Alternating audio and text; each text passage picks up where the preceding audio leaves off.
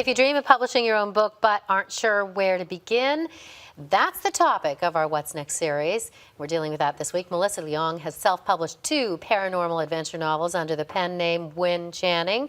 What Kills Me and I Am Forever. They've sold more than 50,000 copies and have soared to the top of bestseller lists on Amazon.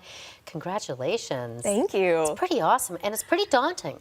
It can be, but I mean, people often ask me, how would you approach writing a book? And I would approach it the same way as I would approach any goal, by breaking that goal down into bite-sized mini goals, right? Okay. It seems daunting, but once you break it down, I mean, if you were going to save $1,200 to go on vacation, you would save, $100 a month for a year, right? And then you can go on vacation. The same thing works, I think, for approaching a book project. Right. So I decided that I wanted to write this 60,000 word novel in 6 months. That was my goal. Okay. And I just broke that down per month, per week, per day. I knew that I had to write about 500 words each weekday, and I knew that I needed motivation to get off my butt. Right. And so studies show that if you have peer support, your goals will be easier to achieve. And so I had a fellow novelist make sure that I was accountable and just check in with me every week and say, did you get your word count done?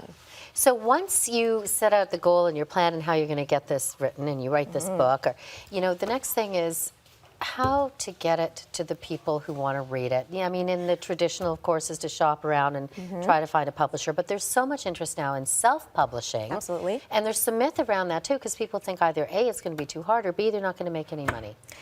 So A, it's going to be too hard. I mean, you are rowing your own boat. This is your journey, and so you do get what you put into it.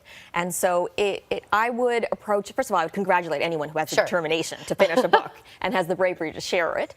But you do have to approach it like a traditional publisher because you are your own publisher. Okay. So you need to make sure that your book, your manuscript, is the best it can be. I would highly recommend hiring an editor. So how do you go about doing that? I found my editor on Editors Canada. It's an online website. You just go and you solicit some individuals to see what kind of work they would do and how much it would cost. So I found my editor, who I love, through that site. As well, you know that saying, you can't judge a book by its cover? Yeah. People judge books by their cover. They sure do. So you need to consider hiring a graphics designer, or I found an artist on an online community for artists who I worked with. I loved working with that person to create the best face for your book.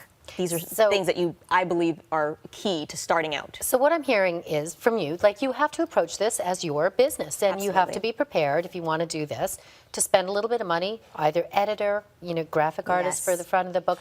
When it comes time to e-publishing, then what?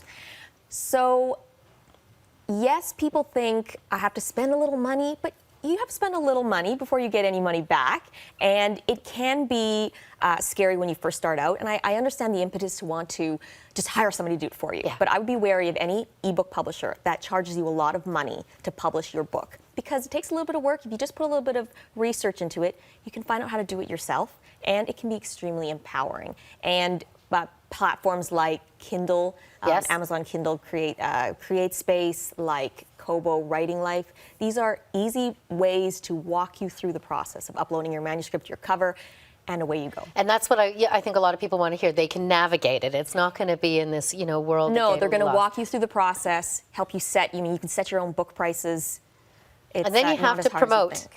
And you have to promote, because you do, like you said, have to approach it like a business. I mean, you could have written the best book in Canada, but no one's going to be able to find it unless you basically get the word out there. And the word out there is, in part, social media. I love social media. I did use social media. I also made sure that I capitalized on word of mouth, and so I gave away hundreds of free books to individuals in exchange for reviews on Amazon, to get that done, get your name blogs. out there. Absolutely. Okay, Melissa, thank you very much for coming in. Much. Appreciate it.